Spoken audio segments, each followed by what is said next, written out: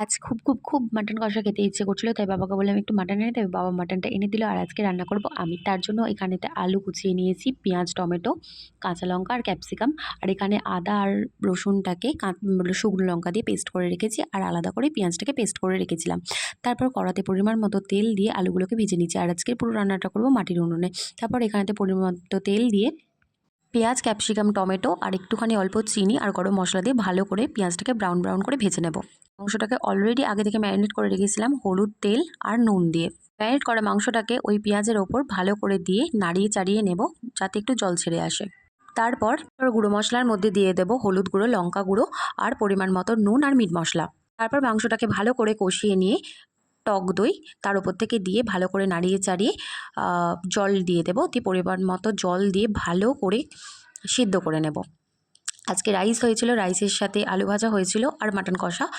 দুর্দান্ত খাওয়াটা হয়েছে। আর মাটির উনুনে রান্না তো অসম্ভব সুন্দর হয়। তো বাই।